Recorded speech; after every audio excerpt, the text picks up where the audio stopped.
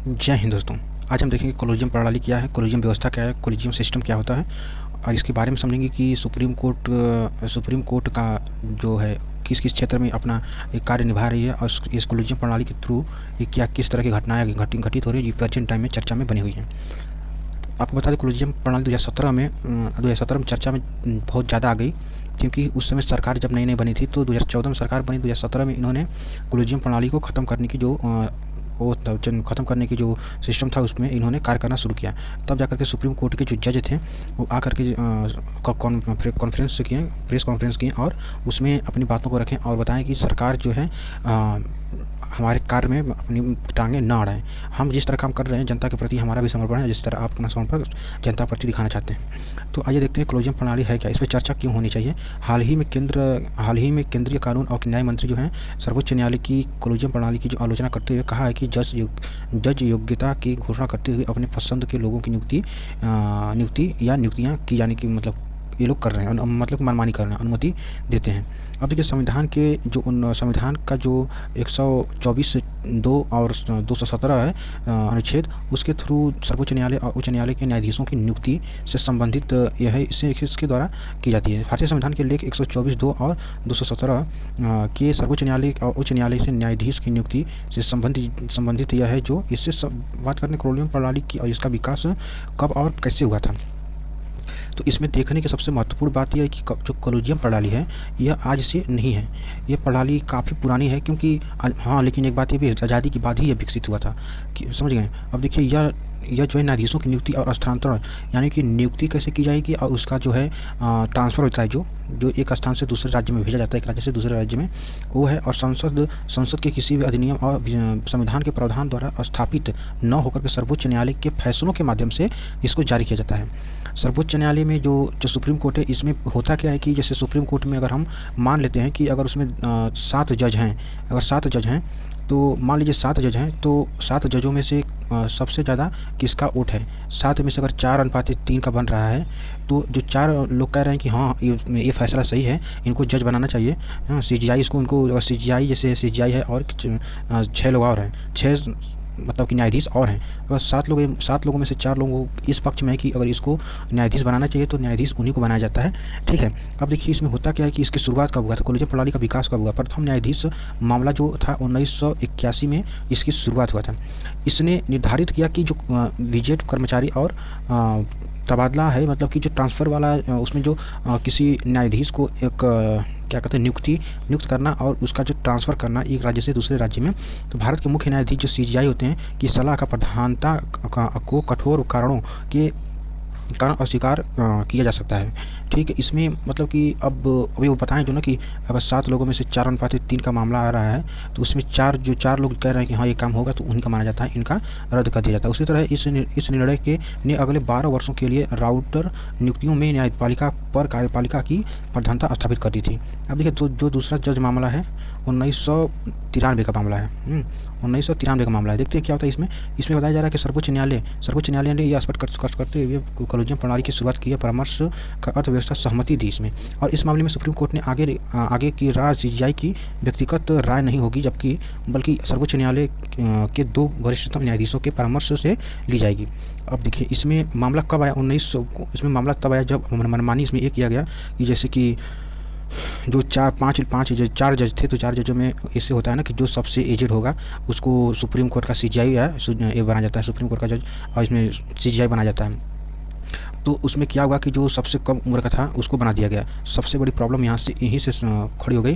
तो presidential reference अनुच्छेद 143 के बाद सुप्रीम कोर्ट ने 5 सदस्यीय निकाय के रूप में कोलिजियम का विस्तार किया और CGI और उनके 4 वरिष्ठ सहयोगी शामिल इसमें थे। अब देखिए कोलिजियम प्रणाली की प्रमुखता क्या है, इसमें सर्वोच्च न्यायालय के कोलिजियम की अध्यक्षता CGI द्वारा की जाती है। जो CGI होता है, जो मुख्य न्यायाधीश होते हैं सर्वोच्च न्यायालय के, उनके द्वारा इनकी अध्यक्षता की जाती है, ठीक। और देखिए इसमें सर्वोच्च के 4 अन्य वरिष्ठ भी न्यायाधीश होते हैं, मतलब कि एक CGI होते हैं और 4 लोग अन्य इसमें 4 जज अन्य इसमें शामिल होते हैं, ठीक। उच्च न्यायालय के कोलिजियम का नेतृत्व उनके मुख्य न्यायाधीश और उच्च न्यायालय के 4 वरिष्ठ न्यायाधीश करते हैं। अब देखिए इसमें जो था 5 लोग थे, क्योंकि एक CGI थे और एक और 4 लोग अन्य जज थे, ठीक। वो मिलकर चारों लोग, पाँचों लोग मिल करके इसका फैसला करते हैं कि कौन मुख्य न्यायाधीश बनेगा, अगला मुख्य न्यायाधीश कौन बनेगा। इस फैसला 5 लोग मिलकर करते थे।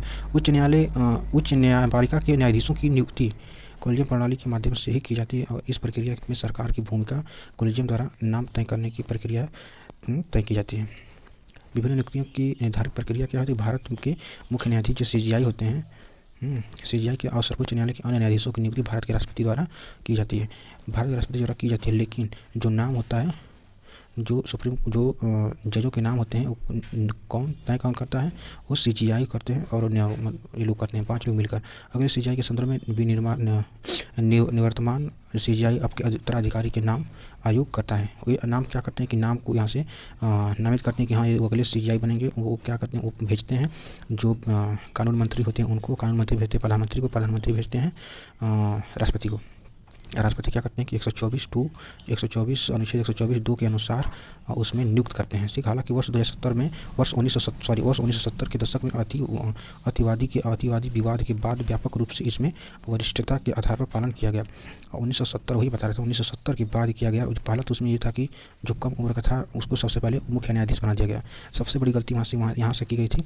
लेकिन 1970 के दशक के अतिवादी विवाद के बाद से व्यापक रूप से इसमें वरिष्ठता के आधार पर पालन किया गया, ठीक।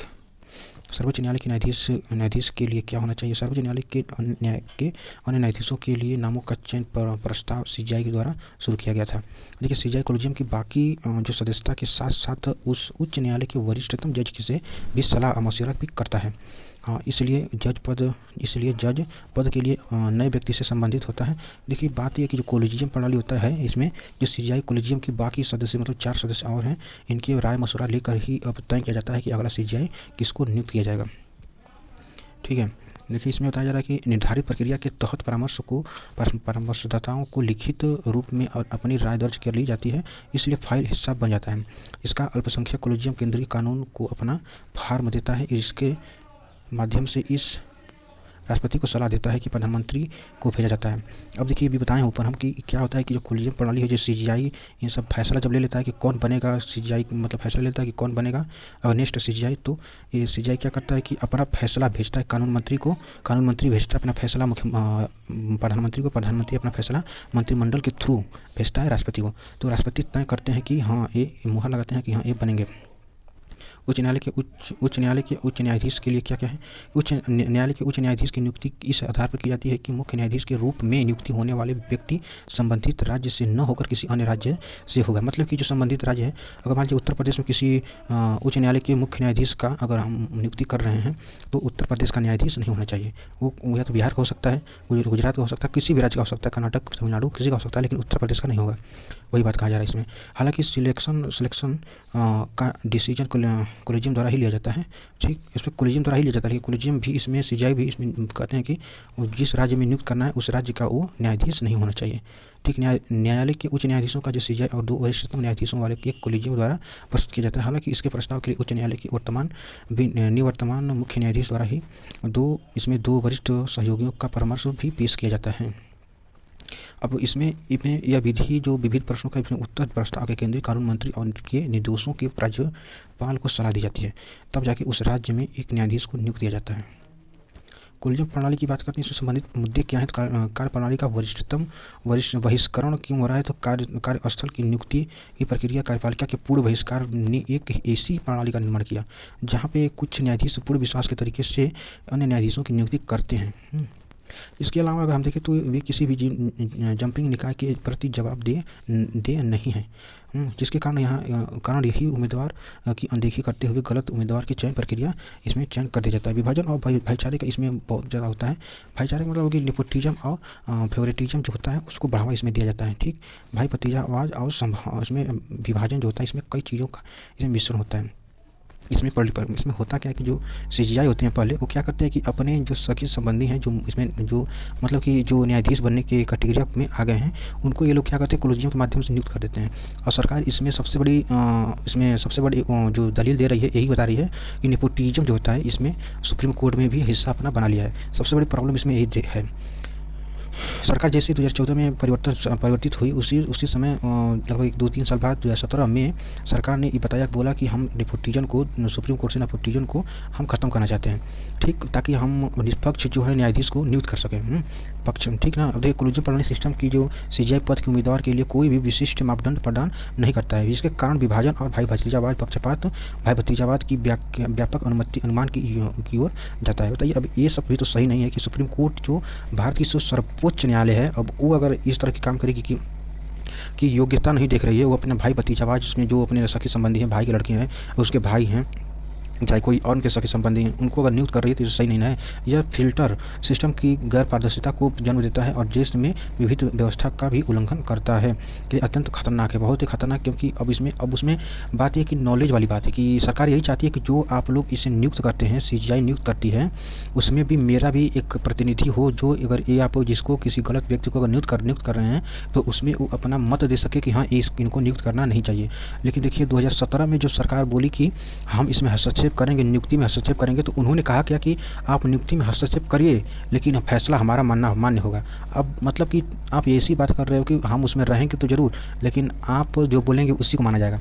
अब ऐसा नहीं है, ये गलत बात है। नियंत्रित एवं संतुलन के सिद्धांत के विरुद्ध ये सबसे बड़ी काम ये सीजीआई जो द्वारा किया जा रहा है। इसमें तो सबसे बड़ी प्रॉब्लम तो अभी कुछ समय 1-2 दिन पहले ही आया था, मतलब कि 2023 में ही अभी आया है। इस प्रणाली का नियंत्रण एवं संतुलन के सिद्धांत का उल्लंघन होता है। भारत में व्यवस्था के तीनों अंग, विधायिका, कार्यपालिका और न्यायपालिका, यूँ तो मतलब कि स्वतंत्र रूप से कार्य करते हैं, लेकिन वे किसी भी अंग की अत्यधिक शक्तियों का भी नियंत्रण के साथ ही संतुलन बनाए रखते हैं। अब इसमें जब मतलब कि जो कोलिजियम प्रणाली है, इसमें अगर अपना काम ये लोग स्वतंत्र रूप से करते हैं, अच्छे से कर रहे हैं, लेकिन बात हुई तो वही हुई कि आप अपने घर के लोगों को उसमें सबसे पहले जगह दे रहे हैं। क्या आप अपने घर वालों को सबसे पहले जगह देंगे तो क्या जो लोग और चाहते हैं कि हम भी जाकर के देश की सेवा करें, या हम भी जज बने, सुप्रीम कोर्ट की जज बने, हाई कोर्ट की जज बने, या चाहे कहीं भी जाकर के हम जाके किसी न्यायालय में मतलब कि जस्टिस करें, तो क्या वो लोग जा पाएंगे? इस तरह रहेगा तो नहीं जा पाएंगे। दोस्त, यार, मित्र, भाई भतीजावाद के थ्रू ही वहाँ पे लोग जज नियुक्ति पाएंगे। कोलिजियम प्रणाली न्यायपालिका का अपार शक्ति प्रदान करती है, जो कि नियंत्रण का बहुत कम अवसर देती है और नशे का खतरा उत्पन्न करती है। देखिए जो कोलिजियम प्रणाली है, क्लोज डोर मैकेनिज्म, ठीक। अब देखिए मैकेनिज्म इसमें क्या है कि आलोचकों ने रेखांकन किया कि इस प्रणाली में कोई भी अधिकरण शामिल नहीं है, लेकिन जो क्लोजर और डोर अफेयर्स के रूप में देखा जाता है। इसमें जीएमएम की कार्यप्रणाली और किसी सार्वजनिक सूचना का प्रक्रिया के बारे में निर्णय उपलब्ध नहीं होता है।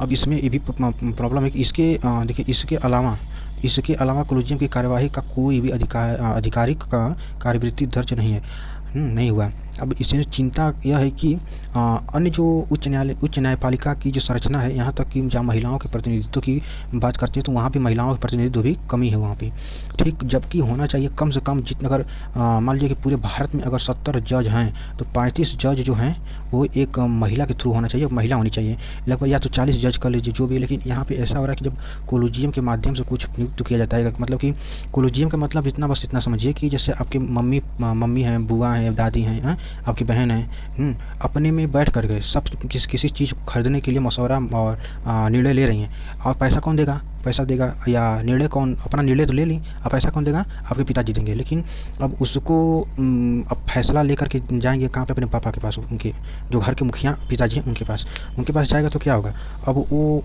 भाई लेडीज़ों का बात तो मानना ही पड़ेगा ना घर में। उसी तरह यहाँ भी है कि आप जो सुप्रीम कोर्ट है अपने मर्जी से हर फैसले ले लेती है, ताकि कहती है कि हम स्वतंत्र नहीं रहेंगे तो कैसे देश में काम करेंगे।